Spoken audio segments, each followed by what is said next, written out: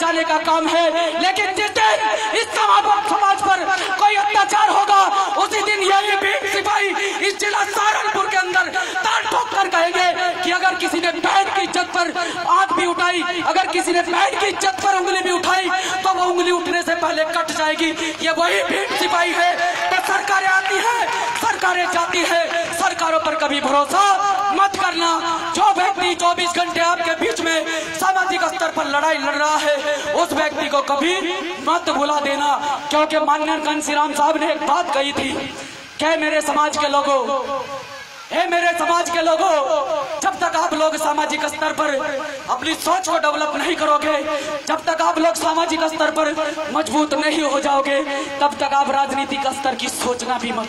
ये माननीय घनश्याम साहब ने कहा था। लेकिन माननीय घनश्याम साहब ने एक बात और कही थी कि मेरे समाज के लोगों, जाओ अपने घरों की दीवारों पर जाकर लिखो कि तुम इस देश के शासक हो, तुम्हें इस देश का हुक्मरान बनना है, तुम इस देश के शासक हो।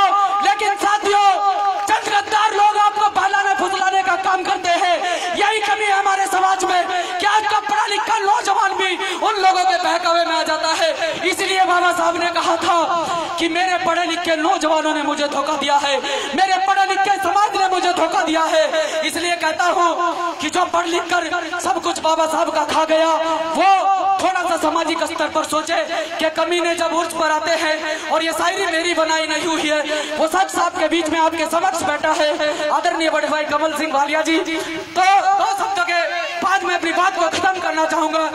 क्या कमीने जब उर्स पर आते हैं, क्या कमीने जब उर्स पर आते हैं गुजरे आयाम भूल जाते हैं, कमीने जब उर्स पर आते हैं गुजरे आयाम भूल जाते हैं। अरे कितने कमजोर होते हैं वो गुब्बारे जो चंद ही सांसों में फूल जाते हैं। और कमीनों को 4 पैसे क्या मिले, कमीने बाबा साहब को ही भूल जाते हैं, कमीने बाबा साहब को ही भूल जाते हैं। लेकिन आपको ये भव्य प्रोग्राम आप जो लोगों ने यहाँ पर लगाया है, यहाँ से प्रण लेकर जाना, यहाँ से निश्चय कर जाना कि बाबा साहब आज के बाद अगर इस देश के अंदर हमारा कोई रहनुमा है वो सिर्फ हमारे समस्त महापुरुष हैं। उसके अलावा हमारा इस देश के अंदर कोई रहनुमा नहीं है, उसके अलावा इस देश के अंदर हमारा कोई भगवान नहीं है। क्योंकि तुम लोगों को मानसिक गुलाम बनाने के लिए, तुम लोगों को गुलाम बनाने के लिए इन लोगों ने वर्ण व्यवस्था लागू की। वो वर्ण व्यवस्था ब्राह्मण वैश्य क्षत्रिय, ब्राह्मण क्षत्रिय वैश्य और शूद्र श्रेणी में हम लोगों को रखा। हम लोगों को 6743 जातियों में इन लोगों ने बांटा। शूद्र श्रेणी में 6743 जातियों में हम लोगों को बांटा है। हम लोगों को आपस में लड़वाने के लिए आज जो ओबीसी समाज हम लोगों का विरोध करता है वो कोई और नहीं है। आज जो ओबीसी समाज अगर मुझे सुन पा रहा है तो हमारा बहुजन समाज का भाई है। आज नहीं तो कल उस ओबीसी समाज को कल जरूर आएगी कि कल का नौजवान वो भीम आर्मी का साथी एडवोकेट चंद्रशेखर आजाद जो कहा करता था कि ओबीसी समाज मेरा भाई है, वो सच कहा करता था कि ओबीसी समाज मेरा भाई है। तो अपने भाइयों को साथ लगाकर चलेंगे। लेकिन मैं अपनी माता बहनों से फिर से एक छोटी सी रिक्वेस्ट करना चाहता हूँ। आसाराम बापू का नाम सुना है? सुना है? देखिए, एक ऐसा गंदी मानसिकता का व्यक्ति जो आसाराम बापू आज जेल में है वो किस वजह से है? उसने एक महिला पर शोषण किया, अत्याचार किया, 376 के मुकदमे में जेल गया। तो वो जेल किसकी वजह से गया?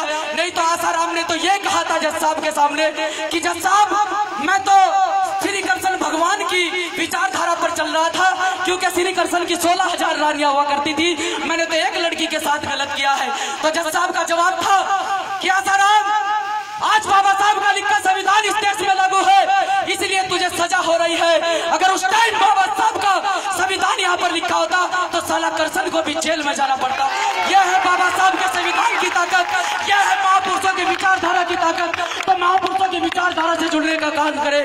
और साथियों, एक शायरी के माध्यम से मैं अपनी बात को खत्म करूंगा, क्योंकि मेरे बाद बहुत सारे वक्ता यहाँ पर बैठे हैं। आदरणीय बड़े भाई कमल सिंह वालिया जी, मंजीत सिंह लोटियाल जी। तो साथियों, खत्म कर दो।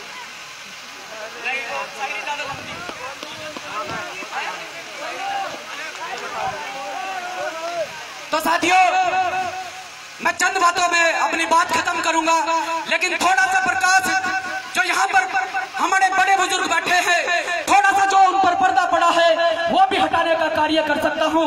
क्योंकि साथियों, आज की डेट में युवा ये कार्य कर रहे हैं सामाजिक स्तर पर, इनकी कोई सोच होगी, इन्होंने पढ़ा होगा बाबा साहब को, इन्होंने पढ़ा होगा समस्त महापुरुषों को, तब जाकर सामाजिक स्तर पर कार्य कर रहे हैं। लेकिन मैं फिर आप लोगों को कहना चाहता हूं कि आज के बाद किसी भी प्रकार की भ्रांति में ना आए, क्योंकि साथियों आप लोगों के बीच में एक ऐसा चमकता सितारा आप लोगों के बीच में आया है कि अगर आप आज लोग नहीं पहचान पाए एडवोकेट चंद्रशेखर आजाद की ताकत को, आज नहीं पहचान पाए आप इस जिले में अपनी ताकत और इस पूरे देश में अपनी ताकत स्थापित करने वाले साथियों को, तो याद रखना जैसे बाबा साहब के जाने पर पछताए, जैसे माननीय कांशीराम साहब के जाने पर पछताए, ऐसे ही तुम्हें इन क्रांतिकारी वीर योद्धाओं के जाने के बाद पछताना पड़ेगा। लेकिन उसके बाद सामाजिक स्तर पर तुम्हारी लड़ाई लड़ने के लिए कोई आने वाला नहीं है, ये याद रखना। आज तुम्हें पहचानना पड़ेगा कि कौन व्यक्ति तुम्हारी लड़ाई लड़ रहा है। तो इसी के साथ एक जय घोष के साथ मैं अपनी बात खत्म करूंगा। हो गया। जय जय जय जय जय भीम। वक्त जिहाद है, वक्त जिहाद है, सवे रक्स का नहीं, वो खून का कतरा किसी के अक्स का नहीं, गुलाबा सर भरोसा का हुआ है। आज फिर कपासी के अंदर है मैदान जानदारों का, मरीज एक्स का नहीं। जय भीम जय भारत। धन्यवाद नायक सिंह जी।